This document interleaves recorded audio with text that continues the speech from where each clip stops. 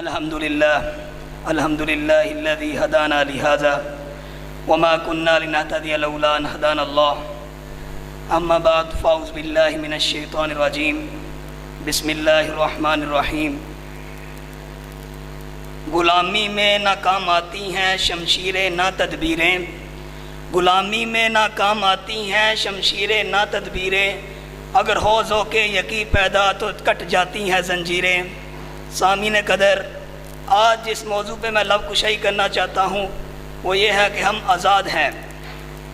سامعین قدر، وہ پاکستان جو اپنی تکمیل سے پہلے پیروں میں غلامی کی زنجیریں، ہاتھوں میں مظلومیت کی ہتھ کریاں اور گردن میں رزنوں، ظلم و زیادتی اور جبر و تشدد پہنے ہوئے ہندوستان کی گلیوں میں پڑا ہوا تھا، مجھے یاد ہے کہ میری آزادی کی وہ رات جب میرے وجود کے لیے، جب میرے مستقبل کے لیے آواز اٹھانے والے نوجوانوں کی لاشوں کو جلایا گیا۔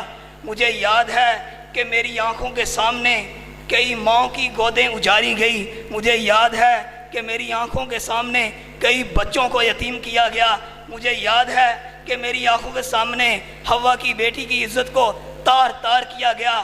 ارے ضعیف بوڑھوں نے اپنے کمزور قدوں پر اپنے جوان بیٹوں کی لاشیں اٹھائی، تب جا کر صدر علی وقار ہمارا ملک آزاد ہوا۔ اور کچھ لوگ پاکستان کے بارے میں بات کرتے کہ ہمارا ملک آزاد نہیں۔ میرا انہیں یہی مظلومانہ مشورہ ہے کہ اپنا بوریا بستر اٹھائیں اور ایسے ملک چلے جائیں جو آزاد ہو، کیونکہ ان کے خیال میں پاکستان ابھی آزاد نہیں۔ سامعین قدر، ہمارا ملک آزاد ہے، ہم سے مراد میں اور آپ اور پاکستان میں جیتا جاگتا ہر بچہ اور ہر وہ انسان ہے، اور آزادی سے مراد بے خوف خطر زندگی گزارنا۔ سامعین قدر، ہم آزاد ہیں کہ ہماری فوج کی دنیا میں ہم آزاد ہیں کہ ہماری فوج کی دنیا کی بڑی فوجوں میں شمار کی جاتی ہے، جو وطن عزیز کی طرف اٹھنے والی ہر میلی آنکھ کو پھوڑنے کی صلاحیت رکھتی ہے۔ ہم آزاد ہیں کہ ہم نے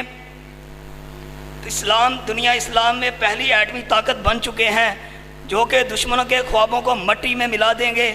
ہم آزاد ہیں کہ ہم نے عبدالستار ایدھی جیسے رہنما کی صورت میں ایک بہت بڑا فلاحی ادارہ قائم کر لیا ہے۔ ہم آزاد ہیں کہ ہم نے سی پیک جیسے منصوبے کی صورت میں دنیا کے سامنے ایک مثال قائم کر دی ہے۔